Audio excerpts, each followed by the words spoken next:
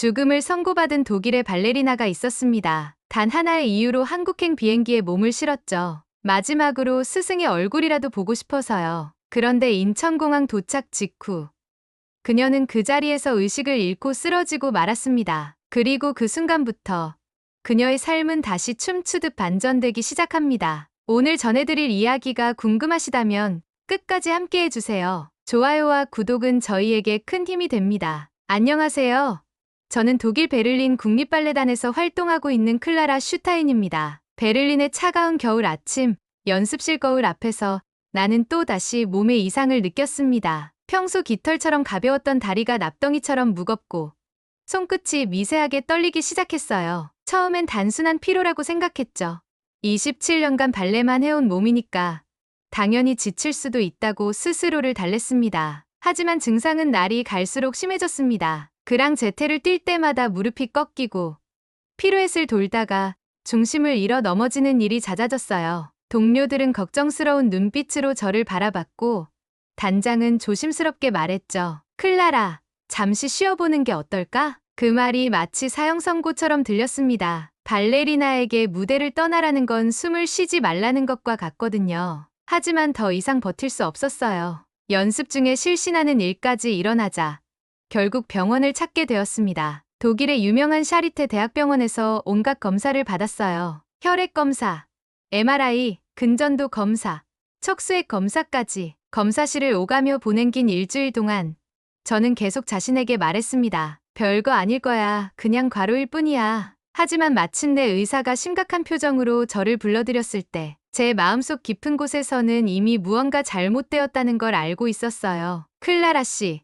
검사 결과를 말씀드려야겠습니다. 의사의 목소리가 무겁게 가라앉았습니다. 그 순간 제 심장이 얼어붙는 것 같았어요. 진료실의 하얀 조명이 갑자기 차갑게 느껴졌죠. 근위축성 측삭경화증입니다. 운동신경이 점진적으로 손상되는 질환이에요. 안타깝게도 현재 의학으로는 완치할 수 있는 치료법이 없습니다. 세상이 순식간에 무너져 내렸습니다. 의사의 말이 귓가에서 맴돌았지만 제대로 들리지 않았어요. 마치 물속에 잠긴 것처럼 모든 소리가 먹먹하게 들려왔습니다. 근위축성 측삭경화증이라는 단어가 머릿속에서 계속 울려 퍼졌어요.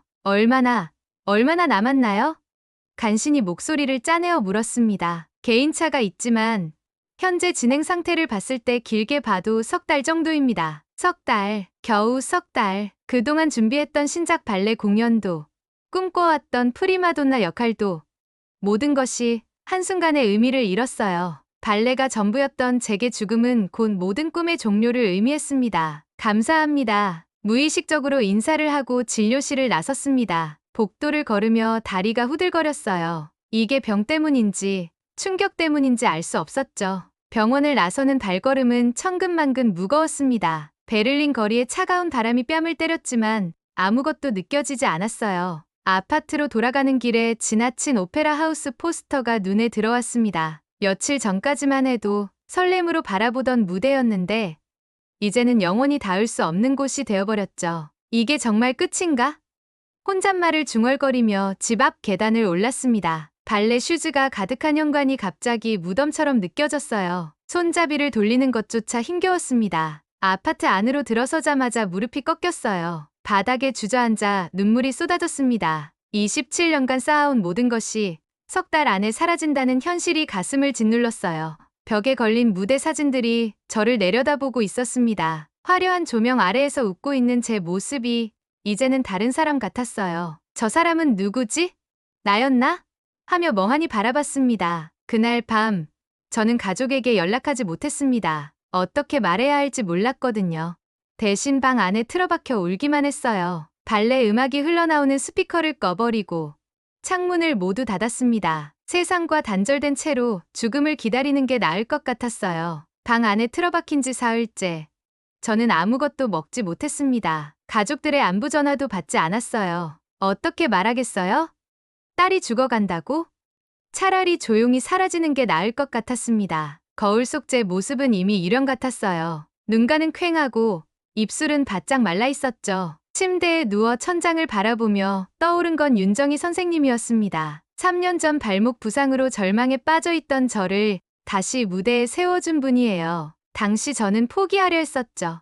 더 이상 춤출 수 없다고 생각했거든요. 하지만 선생님은 제 손을 꼭 잡고 말씀하셨습니다. 클라라, 내가 무대에서 보여준 그 눈빛을 기억해. 지금 이 고통도 너를 더 깊이 있는 예술가로 만들어줄 거야. 진짜 아름다운 춤은 상처를 딛고 일어설 때 나오는 법이거든. 그 말씀이 저를 다시 일으켜 세웠어요. 재활 치료를 받으며 무대로 돌아갈 수 있었습니다. 윤정희 선생님은 제게 단순한 스승이 아니라 인생의 등대 같은 존재였어요. 선생님은 지금 한국에 계십니다. 유럽에서의 화려한 발레리나 생활을 정리하고 고국으로 돌아가 예술원 교수로 활동하고 계시죠. 마지막으로 선생님께는 말씀드려야 하지 않을까 싶었습니다. 떨리는 손으로 노트북을 켰어요. 키보드 위에 손을 올렸지만 글자가 잘 타이핑되지 않았습니다. 손떨림이 더 심해진 것 같았어요. 한참을 고민하다가 간단히 썼습니다. 이메일을 보낸 지 30분 만에 답장이 왔어요. 시차를 계산해보니 한국은 새벽이었는데도 말이죠. 선생님의 메시지를 읽으며 가슴이 뛰기 시작했습니다. 혹시 희망이 있을까요? 아니면 그냥 선생님의 따뜻한 배려일까요? 클라라, 즉시 한국으로 와. 내 동생이 의사거든. 내 병은 다시 봐야 할 거야. 이미 잃을 게 없는 상황이었어요. 다시 답장을 보냈습니다. 정말 가능할지 의문스러웠지만 선생님의 목소리에는 확신이 담겨 있었어요. 무언가 다른 가능성이 있다는 듯한 톤이었죠. 죽을 준비는 나중에 해도 늦지 않아. 일단 살 방법부터 찾자. 클라라, 선생님의 단호한 메시지에 뭔가 마음이 움직였습니다. 정말 기적이 일어날 수 있을까요? 독일 의사들이 틀릴 수도 있는 걸까요? 그런 일이 가능하기나 한 걸까요? 하지만 포기보다는 희망을 선택하고 싶었어요. 만약 정말 희망이 없다면 어떻게 하겠냐고 물었을 때 선생님은 명확하게 답하셨습니다. 그럼 적어도 마지막은 아름답게 보내자. 혼자 방에서 죽어가지 말고. 그 말이 제 마음을 완전히 움직였습니다. 맞아요. 어차피 죽는다면 혼자 절망하며 죽을 이유가 없잖아요. 마지막이라도 사랑하는 사람들과 함께하는 게 낫겠죠. 무대에서 생을 마감하는 발레리나처럼 아름답게 떠나고 싶었습니다. 비행기표 예매 사이트를 열었어요. 베를린에서 인천까지의 항공편을 검색했습니다. 다음 날 오후 출발하는 루프트한자 직항편이 있었어요. 마우스 커서가 예매 버튼 위에서 잠시 머뭇거렸습니다. 이게 정말 옳은 선택일까요? 하지만 선생님의 마지막 메시지가 떠올랐어요. 아직 포기하지 말라고. 세상에는 생각보다 희망이 많다고 하셨거든요. 그 말을 믿어보기로 했습니다. 클릭 한 번으로 제 운명이 바뀔 수도 있다는 생각이 들었어요. 그날 밤 처음으로 제대로 된 잠을 잤습니다. 꿈속에서 선생님이 제 손을 잡고 무대로 이끌어주시는 모습을 봤어요. 한국이라는 낯선 땅이지만 선생님이 계신 곳이라면 어디든 갈 수 있을 것 같았습니다. 죽기 전 마지막으로 선생님 얼굴이라도 보고 싶다는 마음으로 짐을 쌌어요. 베를린 태겔 공항에서 탑승 게이트를 기다리며 저는 여전히 이 결정이 옳은 건지 확신할 수 없었습니다. 손에 든 탑승권이 떨리고 있었어요. 루프트한자 항공 LA449편. 베를린에서 인천까지 11시간의 여행. 어쩌면 제 인생 마지막 여행이 될지도 모르는 길이었죠. 비행기에 오르면서 승무원이 미소를 지으며 인사했어요. 그 따뜻한 표정에 갑자기 눈물이 쏟아질 것 같았습니다. 요즘 작은 친절에도 이렇게 감정이 북받치는군요. 창가 자리에 앉아 창밖을 바라봤어요. 베를린의 회색빛 하늘이 점점 멀어져 갔습니다. 이륙 후 옆자리 한국인 승객이 조심스럽게 말을 걸었습니다. 괜찮으세요? 안색이 좀 안 좋아 보이시는데. 네, 괜찮습니다. 감사해요. 그분은 작은 사탕을 건네주며 말했어요. 기내가 건조해서 목이 마를 거예요. 이거 드세요. 그 순간 눈물이 쏟아졌어요. 정말 사소한 친절이었는데 가슴이 뭉클했습니다. 죽음을 앞둔 제게는 모든 선의가 소중하게 느껴졌어요. 비행기가 안전 고도에 오르자 윤정희 선생님과의 기억들이 떠올랐습니다. 파리 오페라 발레단에서 게스트로 공연하실 때 처음 만났죠. 공연 후 백스테이지에서 우연히 마주쳤을 때 선생님은 제게 말씀하셨어요. 내 춤에서 특별한 무언가를 봤어. 기술보다 중요한 게 있거든. 그때부터 선생님은 제 멘토가 되어주셨습니다. 특히 1년 전 발목 부상으로 절망에 빠져 있을 때의 말씀이 기억났어요. 클라라, 내가 무대에서 보여준 그 눈빛을 기억해. 지금 이 고통도 너를 더 깊이 있는 예술가로 만들어줄 거야. 그 말씀 덕분에 재활 치료를 견뎌낼 수 있었어요. 그런데 이번엔 어떨까요?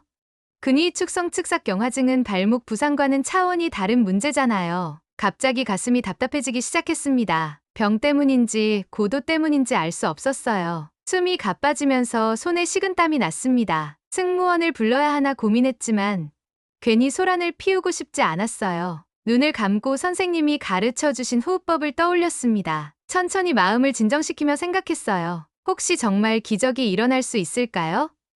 독일 의사들의 진단이 틀릴 수도 있는 건가요? 창밖으로 끝없이 펼쳐진 구름바다가 보였어요. 하얀 구름들이 마치 무대 위의 티티처럼 아름다웠습니다. 이게 내 마지막 여행일까?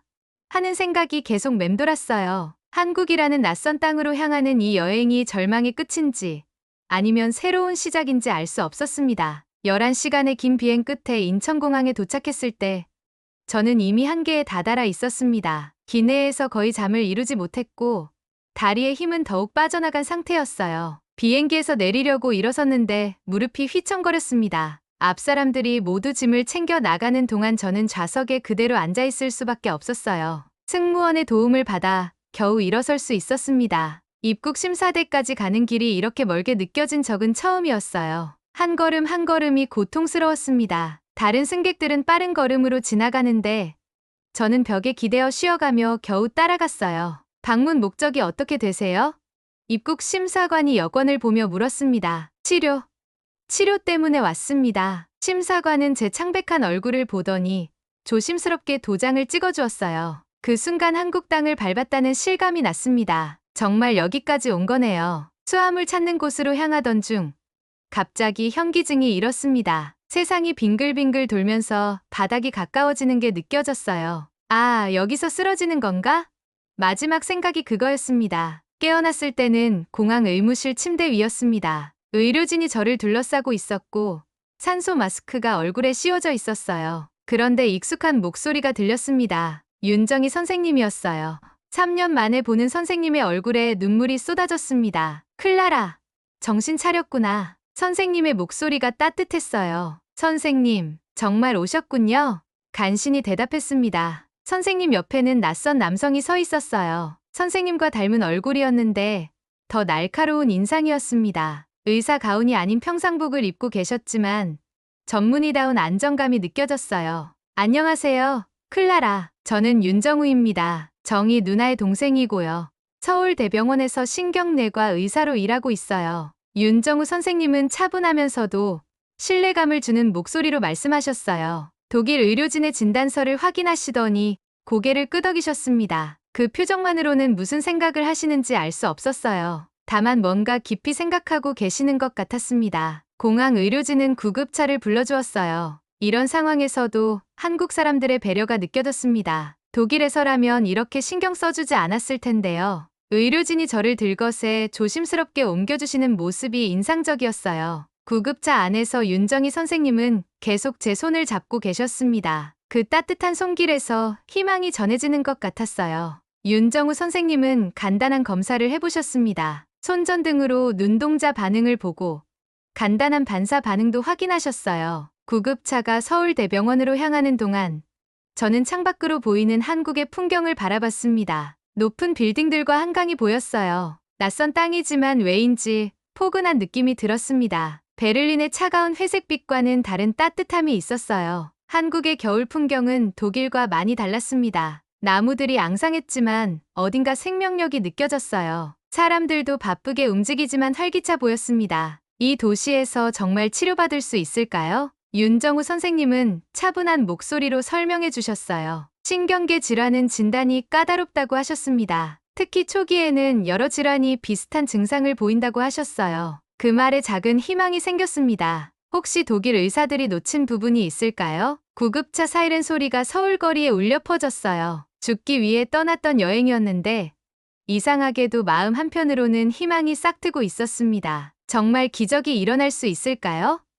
독일 의사들의 진단이 틀릴 수도 있는 걸까요? 서울대병원의 높은 건물이 보이기 시작했습니다. 이곳에서 제 운명이 다시 한번 결정될 거예요. 구급차가 응급실 입구에 도착하자 의료진들이 달려나왔습니다. 한국의 의료 시스템이 이렇게 체계적일 줄 몰랐어요. 병원이 가까워질수록 가슴이 두근거렸습니다. 서울대병원 응급실에 도착하자마자 저는 휠체어에 태워져 검사실로 향했습니다. 한국 의료진들의 움직임은 체계적이면서도 따뜻했어요. 간호사들은 제가 독일에서 온 환자라는 걸 알고도 전혀 당황하지 않았습니다. 오히려 더 세심하게 배려해 주시는 것 같았어요. 윤정우 선생님은 독일에서 가져온 진단서와 검사 결과를 꼼꼼히 살펴보셨습니다. 그 진지한 표정을 보며 저는 가슴이 조마조마했어요. 혹시 독일 의사들의 진단이 맞는 건 아닐까요? 선생님의 얼굴에서 어떤 단서라도 찾으려 했지만 알 수 없었습니다. 클라라, 일단 우리 병원에서 다시 정밀 검사를 해보겠습니다. 윤정우 선생님이 차분하게 말씀하셨어요. 그 목소리에는 희망적인 뉘앙스가 있었습니다. 정말 다른 결과가 나올 수 있는 걸까요?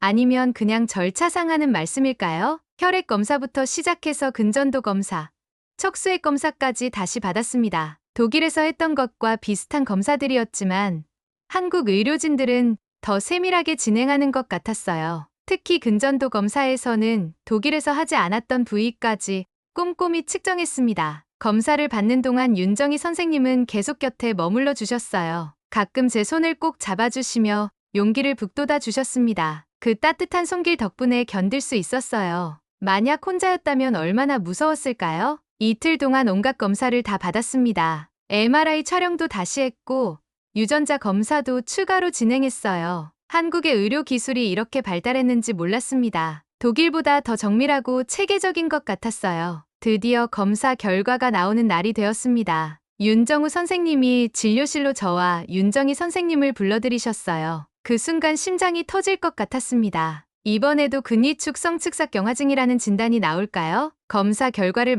말씀드리겠습니다. 윤정우 선생님의 목소리가 평소와 달랐어요. 뭔가 다른 톤이었습니다. 좋은 소식인지 나쁜 소식인지 알 수 없었지만 분명 중요한 얘기가 나올 것 같았어요. 클라라의 병은 근위축성 측삭경화증이 아닙니다. 그 말을 듣는 순간 세상이 멈춘 것 같았어요. 정말 그런 일이 가능한 건가요?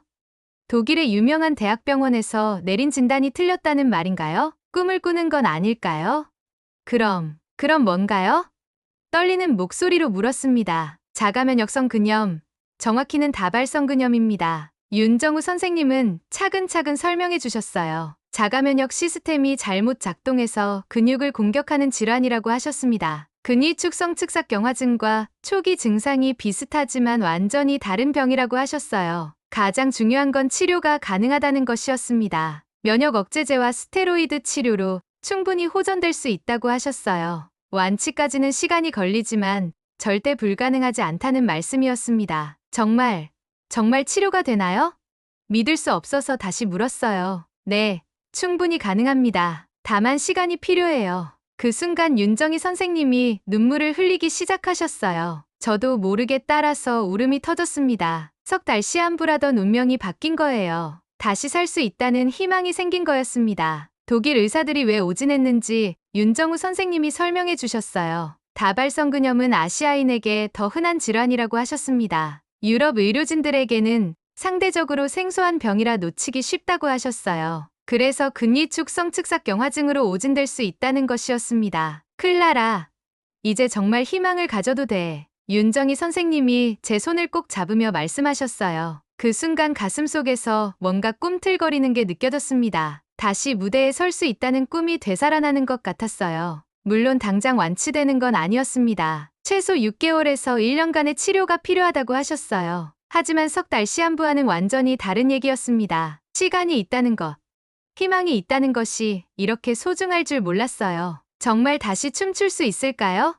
조심스럽게 물었습니다. 물론입니다. 치료가 잘 되면 이전처럼 활동하는데 문제 없어요. 윤정우 선생님의 확신에 찬 대답에 마음이 벅차올랐어요. 죽음의 그림자에서 벗어나 다시 삶의 무대로 돌아갈 수 있다는 희망이 생겼습니다. 한국까지 와서 정말 다행이었어요. 치료가 시작된 지 2주가 지났을 때 저는 서울대병원의 일반 병실에서 새로운 일상을 시작하고 있었습니다. 매일 아침 8시에 면역억제제와 스테로이드를 복용하고 오후에는 물리치료를 받았어요. 한국 의료진들의 세심한 돌봄 덕분에 몸의 변화를 조금씩 느낄 수 있었습니다. 윤정희 선생님은 거의 매일 병원에 찾아오셨어요. 바쁜 교수 생활에도 불구하고 시간을 내어 저를 돌봐주셨습니다. 선생님이 오시는 시간이 하루 중 가장 기다려지는 순간이었어요. 때로는 발레 이야기를, 때로는 일상적인 대화를 나누며 시간을 보냈습니다. 클라라, 오늘 컨디션은 어때? 조금씩 나아지는 것 같아요. 어제보다 손떨림이 덜해진 것 같아요. 선생님은 항상 제 작은 변화도 놓치지 않으셨어요. 손가락 끝의 미세한 움직임까지 세심하게 관찰하시며 격려해 주셨습니다. 그런 관심과 사랑이 약물 치료만큼이나 효과적인 것 같았어요. 어느 날 선생님이 특별한 제안을 하셨습니다. 발레의 기본 동작을 재활치료에 접목해보자는 것이었어요. 물리치료사와 상의해서 발레의 플리에와 탕뒤, 동작을 응용한 운동법을 만들어주셨습니다. 내 몸이 기억하는 춤이 내 치료를 도울 거야. 발레는 단순한 운동이 아니라 몸과 마음의 조화거든. 처음에는 반신반의했어요. 발레 동작이 정말 치료에 도움이 될까요?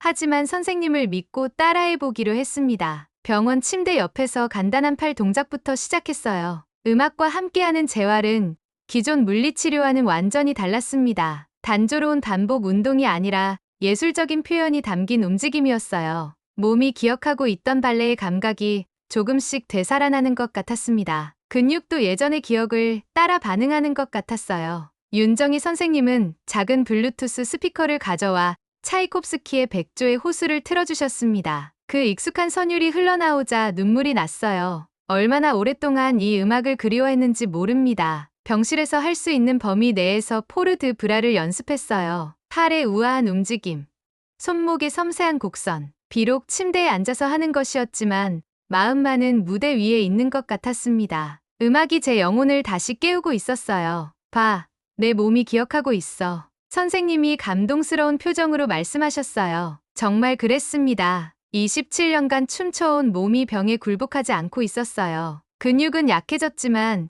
춤에 대한 기억은 여전히 살아있었습니다. 간호사들도 신기해하며 구경을 왔어요. 병실에서 발레를 하는 환자는 처음 본다고 하셨습니다. 어떤 간호사는 정말 아름다워요 라며 박수까지 쳐주셨어요. 그 작은 박수 소리가 제게는 큰 무대에서 받는 갈채처럼 소중했습니다. 치료 3주째가 되자 확실한 변화가 나타났습니다. 손떨림이 현저히 줄어들었고 다리에도 조금씩 힘이 생기기 시작했어요. 걸을 때 휘청거리던 것도 많이 안정되었습니다. 윤정우 선생님도 회복 속도가 예상보다 빠르다며 만족해하셨어요. 아마 발레 재활의 효과인 것 같습니다. 몸과 마음이 함께 치유되고 있어요. 클라라의 의지도 남다르고요. 의료진들도 놀라워했어요. 보통 이런 환자들은 우울감에 빠져 회복이 더딘 경우가 많은데 저는 오히려 의욕적으로 치료에 임하고 있다고 하셨습니다. 한 달이 지나자 병실을 벗어나 복도를 걸을 수 있게 되었습니다. 처음에는 윤정희 선생님의 부축을 받으며 조심스럽게 걸었어요. 복도 끝까지 가는 것도 큰 성취였습니다. 그 짧은 거리가 무대까지의 첫걸음처럼 느껴졌어요. 병원 옥상 정원에서 서울 시내를 내려다보며 생각했습니다. 2달 전만 해도 죽음을 기다리고 있던 제가 지금은 회복의 희망을 품고 있다니요. 한강이 흘러가는 모습을 보며 인생도 강물처럼 흘러간다는 생각이 들었어요. 클라라, 이제 정말 무대에 서고 싶다는 꿈을 다시 품어도 될 것 같아. 선생님의 말씀에 고개를 끄덕였습니다. 아직 완전히 회복되지는 않았지만 적어도 꿈을 꿀 수 있는 상황이 되었어요. 음악과 함께하는 재활치료가 제게 단순한 신체 회복을 넘어선 무언가를 돌려주고 있었습니다. 치료 시작 2달째. 윤정우 선생님으로부터 뜻밖의 제안을 받았습니다. 병원에서 매월 개최하는 환자와 가족을 위한 작은 음악회에서 공연을 해보는 것은 어떻겠냐는 것이었어요. 소아병동 아이들과 다른 환자들에게 희망을 주는 프로그램이라고 하셨습니다. 처음에는 망설였어요. 아직 완전히 회복되지 않은 상태에서 사람들 앞에 서는 게 부담스러웠거든요. 하지만 윤정희 선생님이 격려해 주셨습니다. 완벽한 춤이 아니어도 괜찮다고, 진심이 전해지면 된다고 말씀하셨어요. 클라라, 아이들에게는 기술보다 희망이 더 중요해. 선생님의 말씀을 듣고 마음을 정했습니다. 비록 예전만큼은 아니더라도 다시 무대에 서보고 싶었어요. 그럼 해보겠습니다. 다만 간단한 동작으로만요. 일주일간 준비 시간을 가졌습니다. 윤정희 선생님과 함께 제가 할 수 있는 범위 내에서 안무를 구성했어요. 앉아서 할 수 있는 포르 드 브라 중심으로 마지막에만 잠깐 일어서는 동작을 넣었습니다. 음악은 드뷔시의 클레어 드 린으로 정했어요. 달빛이라는 뜻의 이 곡이 지금의 제 상황과 잘 어울린다고 생각했거든요. 음악회 당일 병원 로비에 마련된 작은 무대를 보며 가슴이 두근거렸습니다. 화려한 오페라 하우스는 아니었지만 이곳도 분명한 무대였어요. 관객석에는 소아병동 아이들과 부모님들, 그리고 다른 환자분들이 앉아 계셨습니다. 분장실 대신 병실에서 간단히 준비했어요. 윤정희 선생님이 가져다 주신 하얀 원피스를 입었습니다. 발레복은 아니었지만 충분히 아름다웠어요. 머리는 간단히 올려 묶고 화장도 최소한으로 했습니다. 무대에 오르는 순간 오랫동안 잊고 있던 감정이 되살아났습니다. 조명이 저를 비추는 순간의 떨림, 관객들의 시선이 집중되는 긴장감. 비록 작은 무대였지만 그 모든 감각이 생생했어요. 음악이 시작되자 몸이 저절로 반응했습니다. 27년간 축적된 근육의 기억이 저를 이끌어갔어요. 손끝에서 어깨까지, 목에서 허리까지 모든 부분이 음악과 하나가 되었습니다. 병으로 약해진 몸이었지만 춤의 영혼은 여전히 살아있었어요. 아이들의 반짝이는 눈빛이 보였습니다. 그 순수한 시선들이 저에게 힘을 주었어요. 완벽하지 않은 동작이었지만 진심만큼은 확실히 전달되고 있다는 걸 느낄 수 있었습니다. 중간에 일어서는 부분에서 잠깐 휘청거렸어요. 하지만 포기하지 않았습니다. 윤정희 선생님의 격려하는 눈빛을 받으며 끝까지 해냈어요. 마지막 동작을 마치는 순간 가슴이 벅차올랐습니다. 박수 소리가 터져 나왔어요. 아이들의 순수한 박수, 부모님들의 감동 어린 박수, 의료진들의 따뜻한 박수. 그 소리를 들으며 눈물이 쏟아졌습니다. 공연이 끝나고 한 꼬마 환자가 다가왔습니다. 정말 예뻤다고,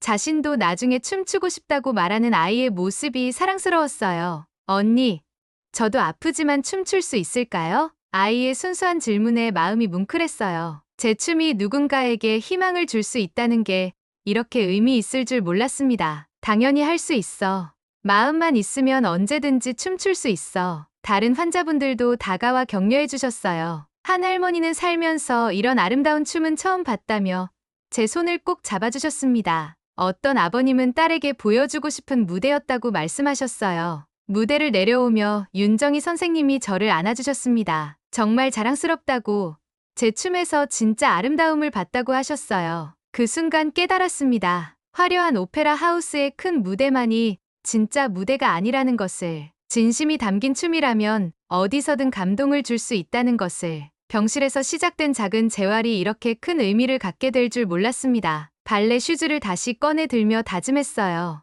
이제 진짜로 무대에 돌아가고 싶다고. 완전히 회복되면 다시 큰 무대에서 춤추고 싶다고. 오늘의 작은 무대가 그 시작점이 되어줄 거라고 믿었습니다. 퇴원 날이 드디어 왔습니다. 3개월간의 입원 생활을 마치고 병원 문을 나서는 순간 서울의 따뜻한 봄바람이 얼굴을 스쳤어요. 윤정우 선생님은 앞으로도 정기적인 치료가 필요하지만 일상생활에는 큰 지장이 없을 거라고 하셨습니다. 완전한 회복까지는 시간이 더 필요하지만 적어도 죽음의 그림자에서는 완전히 벗어났어요. 윤정희 선생님이 저를 위해 특별한 선물을 준비해 주셨습니다. 서울 강남에 있는 작은 발레 스튜디오에서 아이들을 가르치는 일자리였어요. 스튜디오 원장님이 제 이야기를 듣고 흔쾌히 받아주셨다고 하셨습니다. 클라라, 이제 새로운 시작이야.